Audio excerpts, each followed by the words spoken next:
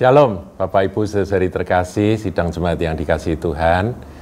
Di dalam bagian yang keempat, riwayat pecahnya kerajaan umat Tuhan, kita akan melanjutkan tentang dosa dari Yerobiam. Sekali lagi saya ulangi, saudaraku, Yerobiam sebetulnya mengawali akan usahanya itu dengan positif. Dia bersama-sama dengan rakyat yang merasa tertindas, menghadap kepada Rehabeam dan minta keringanan supaya jangan diberlakukan akan beban yang berat seperti pada zaman Salomo. Tapi kita tahu, ini saya nggak akan ulangi bagaimana Rehabeam malah menekan mereka dengan berkata bahwa lebih keras lagi dibanding dengan bapakku, aku akan memperlakukan kalian. Sehingga akhirnya Yerobiam yang sebetulnya sudah menerima akan janji Tuhan dari Nabi Ahia, dia benar-benar diangkat menjadi raja atas 10 suku. Nah, saudaraku, setelah dia diangkat menjadi raja, dia berubah. Yang tadinya dia tidak terlalu ambisi, dia benar-benar memikirkan rakyat, hanya demi kemakmuran dan demi kebaikan rakyat, dia mau menjadi pemimpin awalnya. Tapi setelah dia duduk pada posisi sebagai raja, kekhawatiran mulai datang. Inilah bahaya dari tahta, saudara. Kekuasaan itu menjadi sesuatu yang bisa membuat orang berubah. Dia tidak lagi bergantung kepada Tuhan yang telah menetapkan bahwa dia akan menjadi pemimpin dari 10 suku. Kalau dia bergantung pada Tuhan, dia tidak akan melawan Tuhan. Tidak akan melawan kebenaran, yaitu firman Tuhan. Dia sebagai orang Israel, suku Efraim, tentunya dia juga sudah belajar tentang siapakah Allah Abraham, Ishak, Yakub. Tetapi inilah riwayat yang kita dapat petik pelajaran dari dalamnya. Bahwa kalau Salomo jatuh karena cinta, maka Yerobiam jatuh karena tahta. Nah, Yerobiam, saudaraku, kita sudah pelajari, dia membuat 2 tempat sebagai saingan dari Yerusalem. Karena Tuhan telah menunjuk Yerusalem sebagai tempat di mana umatnya harus beribadah. Tapi gara-gara pecahnya kerajaan ini, maka Yerobiam berpikir secara politis, kalau nanti rakyatku yang dari 10 suku itu berduyun-duyun datang, tetap mempersembahkan korban di Yerusalem, tentunya itu akan merugikan aku secara politis. Mereka akan dekat kembali dengan keluarga Daud, dengan 2 suku, yaitu suku Yehuda dan suku Benyamin di bawah kepemimpinan Rehabeam. Nah, akhirnya dia memutuskan untuk membuat tandingan. Nah, repotnya, saudaraku, karena pengaruh dari apa saya nggak tahu, dia membuat 2 anak lembu jantan dari emas, yang satu ditaruh di Betel, yang satu ditaruh di Dan. Ya, ini kita sudah pelajari tentang dosa Yerobiam. Nah, saudaraku, Yerobiam nggak berhenti di situ. Dia mulai melawan akan ketetapan Tuhan dengan dia mengangkat, kita lihat ya saudaraku ya, ayat 31 dari 1 Raja-Raja 12, ayat 30 dulu saudaraku ya. Maka hal itu menyebabkan orang berdosa sebab rakyat pergi ke Betel menyembah patung yang satu dan ke Dan menyembah patung yang lain. Jadi yang disembah patung, bukan lagi Tuhan Allah Israel. Ayat 31, ia membuat juga kuil-kuil di atas bukit-bukit pengorbanan dan mengangkat imam-imam dari kalangan rakyat yang bukan dari Bani Lewi. Ini pelanggaran, saudaraku. Karena ketetapan Tuhan yang boleh jadi imam adalah suku Lewi. Nah, kemudian Yerobiam mengadakan tandingan, hari rayanya disamakan, supaya kalau nanti tepat hari raya, rakyatnya yang di bawah kepemimpinan dia tidak mempersembahkan korban di Yerusalem. Demikian, saudaraku. Kemudian Yerobiam juga ngawur, saudaraku ya. Kita lihat ayat 33, ayat terakhir dari 1 Raja-Raja 12. Saya bacakan, saudaraku ya. Ia naik tangga mezbah yang dibuatnya di Betel itu pada hari yang ke-15 dalam bulan yang ke-8. Dalam bulan yang telah direncanakannya dalam hatinya sendiri. Ia menentukan suatu hari raya bagi orang Israel dan ia naik tangga mezbah itu untuk membakar korban. Sudah ngangkat imam-imam yang bukan dari suku Lewi, dia sendiri suku Efraim tapi sebagai raja, dia juga mempersembahkan korban. Dan yang disembah adalah patung anak lembu jantan dari emas. Jadi ngeri banget, saudaraku. Dia jelas-jelas melukai hati Tuhan. Coba misalnya Yerobiam itu mau ingat bahwa yang menetapkan dia menjadi pemimpin 10 suku itu adalah Tuhan melalui nubuatan Ahia. Ya dia nggak perlu begini. Dia nggak perlu khawatir. Tuhan yang menetapkan, asal dia bekerja dengan baik dan takut akan Tuhan, memelihara hukum-hukum Tuhan, pasti Tuhan akan mengokohkan kerajaannya dan rakyat pun tidak tersesat. Rakyat itu kan biasanya melihat pemimpin, saudara, dan memang benar. Akhirnya dalam sejarah keturunan keturunan Yerobiam, keturunan orang-orang Israel, saudaraku, semuanya menyimpang dari apa yang ditetapkan oleh Tuhan dalam firman-Nya, dalam hukum Taurat. Nah, kemudian kita lihat sekarang kisahnya tentang abdi Allah dari Yehuda. Ini adalah satu kisah yang menarik yang tertulis dalam 1 Raja-Raja 13. Saudaraku, saya akan bagi menjadi 2 bagian tentang kisah abdi Allah dari Yehuda ini. Yang pertama, bagaimana dia yang begitu taat pada Tuhan dan penuh keberanian, dia menyampaikan akan pesan Tuhan kepada Yerobiam. Jadi dia datang ke Betel pada waktu itu. Dia orang Yehuda, saudaraku. Dia berasal dari Yehuda, dari kelompoknya kerajaan Yehuda, saudara. Tapi dia seorang abdi Allah, seorang nabi. Saya bacakan, saudara ya, 13 ayat 1. Sedang Yerobiam berdiri di atas mezbah itu sambil membakar korban, maka atas perintah Tuhan datanglah seorang abdi Allah dari Yehuda ke Betel. Lalu atas perintah Tuhan berserulah orang itu terhadap mezbah itu, katanya, hai mezbah, beginilah firman Tuhan, bahwasanya seorang anak akan lahir pada keluarga Daud, Yosia namanya. Ia akan menyembelih di atasmu imam-imam bukit pengorbanan yang membakar korban di atasmu, juga tulang-tulang manusia akan dibakar di atasmu. Pada waktu itu juga ia memberitahukan suatu tanda ajaib. Katanya, inilah tanda ajaib bahwa Tuhan telah berfirman, bahwasanya mezbah itu akan pecah sehingga tercurah abu yang di atasnya. Saudaraku, seorang abdi Allah dari Yehuda menerima firman Tuhan dan dia menyampaikan pesan yang luar biasa, saudaraku. Dan ini dicatat di dalam kisah Yerobiam. Dia datang ke Betel karena pada waktu itu Yerobiam mempersembahkan korban yang berdiri di atas mezbah itu, membakar korban.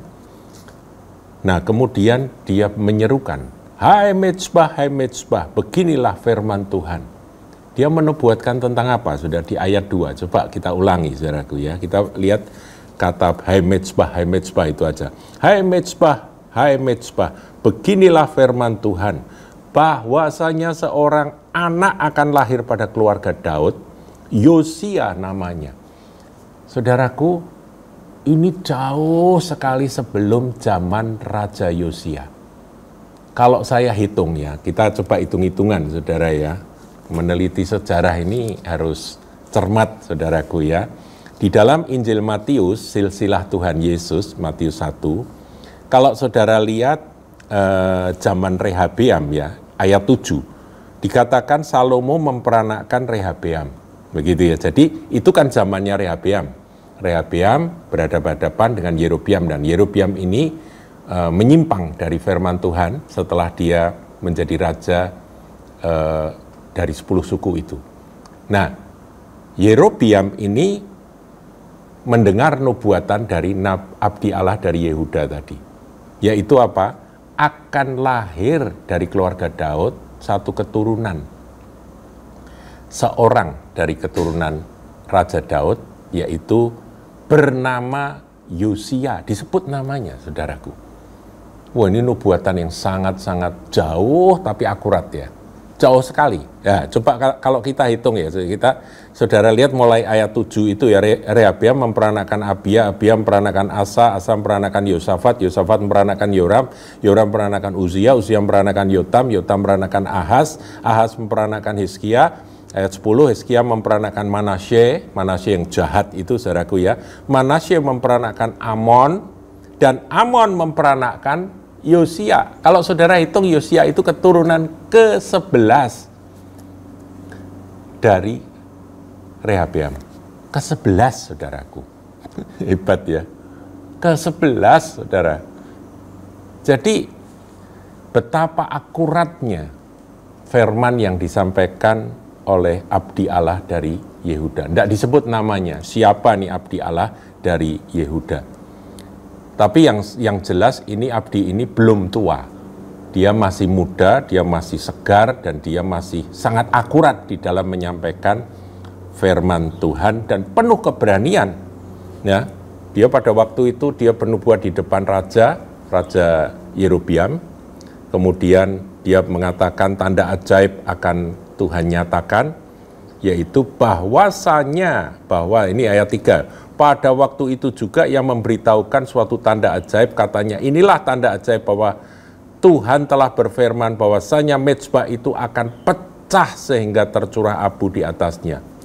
Wow, saudaraku, demi Raja Yerobeam mendengar perkataan abdi Allah yang diserukan terhadap mezbah di Betel itu, ia mengulurkan tangannya. Jadi Yerobeam ini sebagai raja, dia tersinggung dan dia marah, dia mengulurkan tangannya dari atas mezbah berkata, tangkaplah dia. Tetapi tangan yang diulurkannya kepada orang itu menjadi kejang, kaku, saudaraku. Sehingga tidak dapat ditarik kembali, dia bingung, saudara, tidak bisa narik tangannya yang kejang itu. Nah, dan yang terjadi adalah penggenapan dari apa yang dikatakan oleh abdi Allah Yehuda tadi. Ayat 5, mezbah itu pun pecahlah, sehingga abu yang di atasnya tercurah, sesuai dengan tanda ajaib yang diberitahukan abdi Allah itu atas perintah Tuhan. Ayat 6, nah ini lucu nih saudara, setelah melihat akan betapa dahsyatnya perkataan dari abdi Allah tersebut, bahwa ini bukan nabi palsu, ini nabi beneran ini ya. Apa yang dikatakannya langsung terjadi. Bayangkan mezbah itu pecah saudaraku dan abunya tercurah. Dia ketakutan luar biasa, tangannya kejang, tangan yang menunjuk dan memerintahkan prajuritnya untuk menangkap itu, tangannya kaku, dia akhirnya ayat 6 dia minta tolong. Kita lihat ayat 6. Lalu berbicaralah raja dan berkata kepada abdi Allah itu, mohonkanlah belas kasihan Tuhan Allahmu dan berdoalah untukku supaya tanganku dapat kembali. Dan abdi Allah itu memohonkan belas kasihan Tuhan, maka tangan raja itu dapat kembali menjadi seperti semula. Bisa lemes lagi saudaraku tangannya, ya, tangannya yang kaku itu bisa kembali seperti semula. Setelah itu raja mulai berpikir, wah ini orang ini harus aku rangkul begitu ya, karena dia adalah seorang yang diurapi Tuhan, seorang yang dipakai Tuhan, memiliki akan keakuratan dan ketepatan di dalam perkataan firman yang disampaikannya. Kemudian ayat 7. Kemudian berbicaralah raja kepada abdi Allah itu. Jadi Yerobeam berkata kepada abdi Allah itu, marilah bersama-sama dengan aku ke rumah, segarkanlah badanmu. Jadi mandi-mandi di kamar mandiku yang mewah itu, Sesudah itu aku hendak memberikan suatu hadiah kepadamu. Hadiah dari raja tentunya berharga dan ya hadiah yang istimewa, saudaraku. Ayat 8, saudara perhatikan.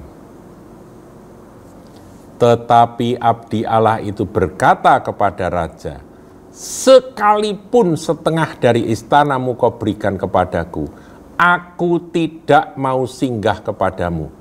Juga aku tidak mau makan roti atau minum air di tempat ini. Karena apa? Dia berpegang teguh pada apa yang Allah perintahkan. Ayat 9, perhatikan, inilah perintah Tuhan kepada dia yang dia pegang teguh. Sebab beginilah diperintahkan kepadaku atas firman Tuhan, jangan makan roti atau minum air, dan jangan kembali melalui jalan yang telah kau tempuh itu. Lalu pergilah ia melalui jalan lain dan tidak kembali melalui jalan yang telah diambilnya untuk datang ke Betel. Jadi pada waktu datang ke Betel, dia lewat jalan ini, kemudian dia melaksanakan apa yang diperintahkan Tuhan, dan setelah itu terjadi dengan begitu dahsyat, dan tentunya menjadi buah bibir dari seluruh orang yang menyaksikan dan menjadi berita yang menyebar kemana-mana, saudaraku. Jadi abdi Allah ini muncul tanpa disebut namanya, hebatnya luar biasa, dan yang kita pelajari sampai ayat yang ke-10 tadi. Ketaatannya pada apa yang Tuhan perintahkan itu luar biasa. Dibujuk, disuruh menyegarkan badan, mau dikasih makan roti, minum air atau anggur atau apa saja yang mau diberikan yang enak-enak, buah-buahan atau apa, dia nggak mau. Mau dikasih hadiah, saudara, hadiahnya tentunya hadiah dari raja tentunya berharga. Dia berkata, setengah kerajaanmu dari istanamu kamu berikan aku, tidak mau. Bayangkan, saudara, ini nabi yang nggak bisa dibeli, saudara. Dan kalau dia sudah bertekad berpegang kepada perintah Allah, perintah Tuhan, dia tidak bergeser. Bahkan perintahnya Tuhan, nanti kalau kamu sudah selesai, tidak boleh makan, tidak boleh minum, dan jangan singgah, kamu pulang aja. Kamu pulang dan jangan lewat dari awal tadi kamu pergi, tapi lewat jalan lain. Dia nurut, saudaraku, dan dia lakukan itu. Itu sampai ayat 10. Berarti ini nabi yang hebat, saudaraku. Nabi yang hebat. Tapi nanti dalam cerita berikut kita akan belajar bahwa nabi yang hebat bisa tertipu oleh nabi tua. Ini sebuah kisah yang menyedihkan, ironis, saudaraku, tetapi saya kira prinsip-prinsip kebenaran yang terkandung di dalam cerita sejarah ini dapat kita pegang sampai hari ini. Ketaatan yang sempurna dari nabi itu patut dipuji, tetapi nanti kita lihat dia melakukan kesalahan karena dia tertipu. Bukan oleh raja, bukan oleh siapa-siapa, tapi oleh seorang nabi juga yang membuat dia akhirnya dihukum Tuhan. Sampai di sini dulu, saudaraku, pelajaran kita. Tuhan Yesus memberkati.